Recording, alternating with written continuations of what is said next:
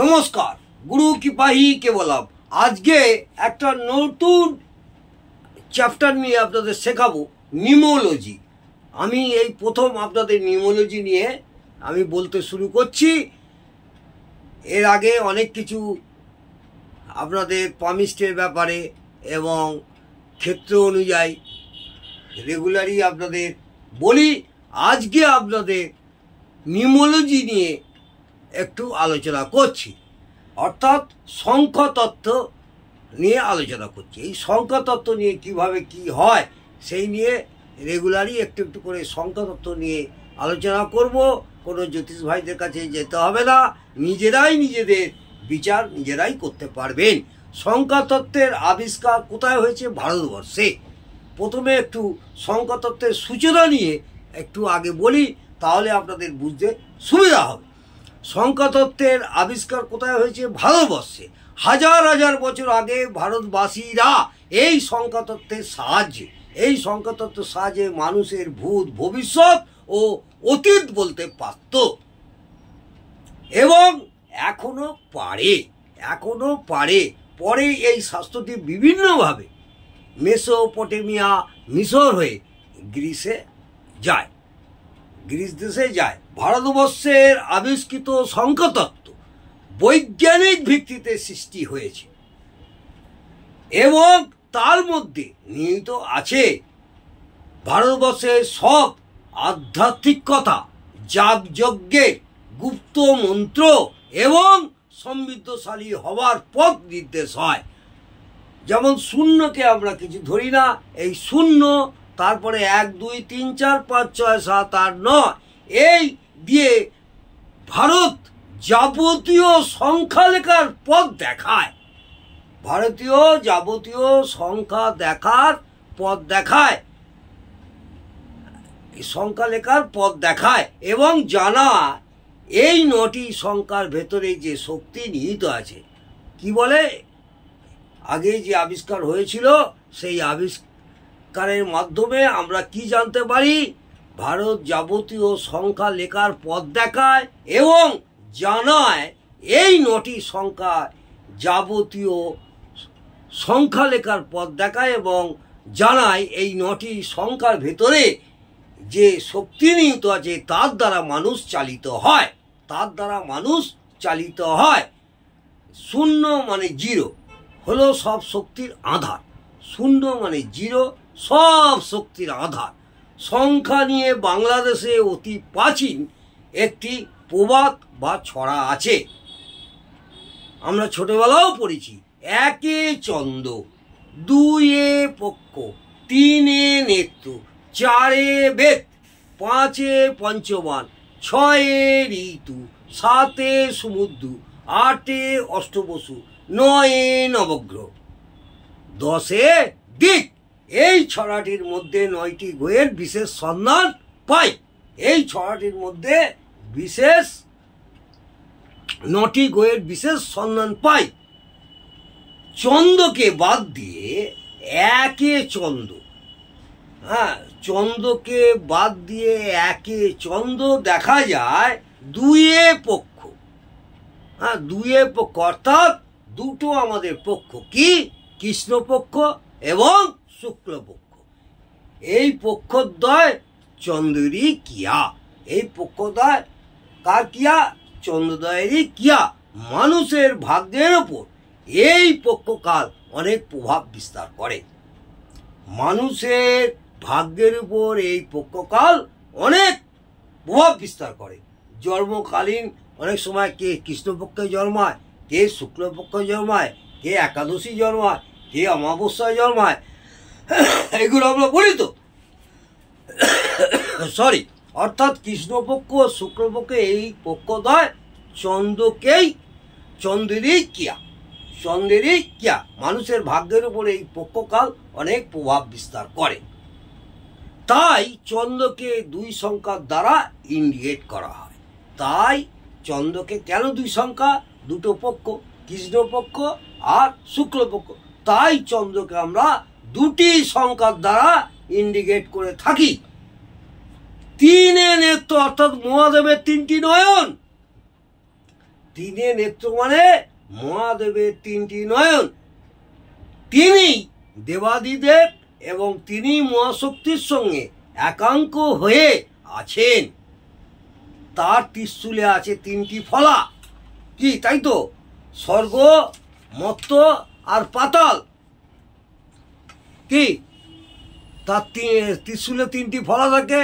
এই তিনটি ফলার নাম স্বর্গ, মর্ত্য, পাতাল। তারই অধীন তিনি বিদ্যা, বুদ্ধি ও পাণ্ডিত্যের অধিপতি।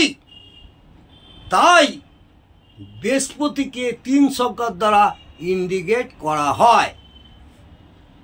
বোঝা গেল?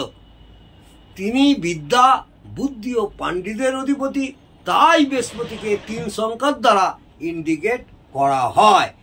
4 বেদ, তার মানে 4টে আমাদের বেদ আছে, ঋক, সাম, যজুর, অথর্ব। ছোটবেলা আমরা পড়েছি, আপনারাও জানেন।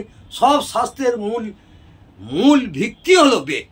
সব শাস্ত্রের মূল ভিত্তি হলো বেদ। এই 4টি বেদের ভিতরে সৃষ্টি, স্থিতি ও প্রলয় সবই নিহিত আছে। এই বেদের মধ্যে পাই শিক্ষা, ছন্দ, ব্যাকরণ, জ্যোতিষ ও কলা, যাকে আমরা জ্ঞান বলি। 4টি বেদের সৃষ্টিকর্তা কে? প্রজাপতি ব্রহ্মা। 4টে বেদের সৃষ্টিকর্তা কে? প্রজাপতি ব্রহ্মা। সূর্য হলো তারই উৎস, সূর্যকে তারই উৎস। তাই সূর্যের ছায়া বা negative position of the sun, সূর্যের ছায়াটিকেই রাহু বলে।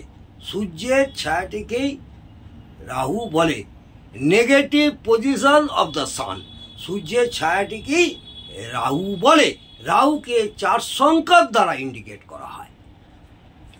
রাহুকে আমরা 4 সংখ্যার দ্বারা ইন্ডিকেট করে থাকি।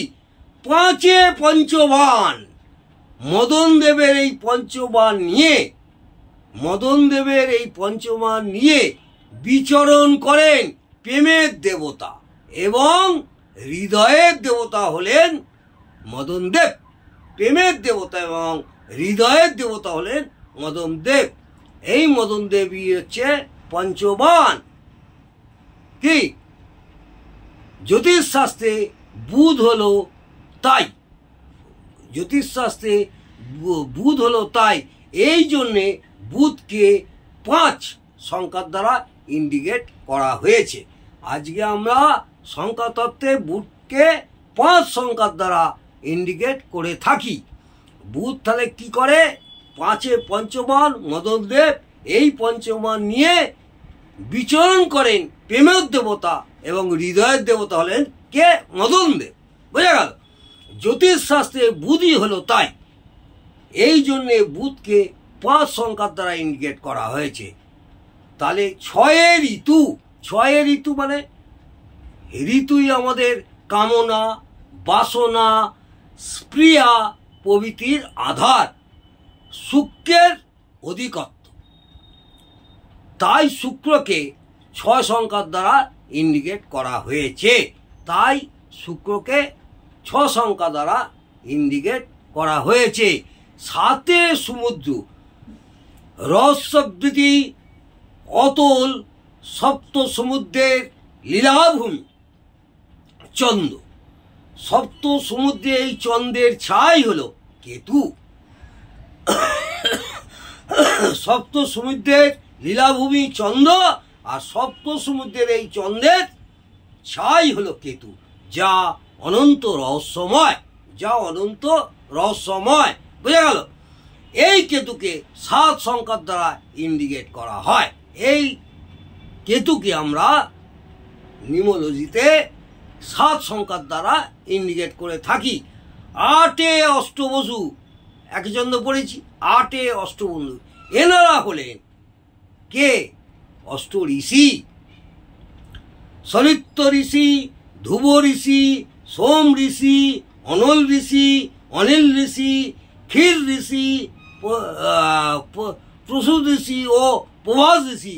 এই 8 জন ঋষি ছিলেন অনন্ত, সংযত, ধীর ও তপস্বী, ধীর এবং তপস্বী। শনি হলেন তার অধিকর্তা। তাহলে আমাদের এই যে 8 অষ্টবসু এনারা হলেন 8টা ঋষির নাম। এই ঋষি, এই 8 জন ঋষি ছিলেন অনন্ত সংযত, ধীর এবং তপস্বী।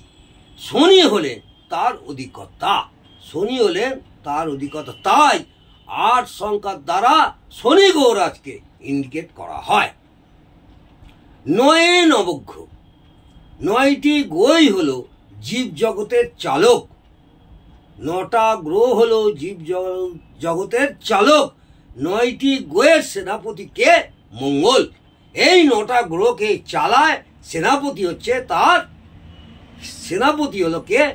মঙ্গল, মঙ্গল দেবতা। 9টি গ্রহই হলো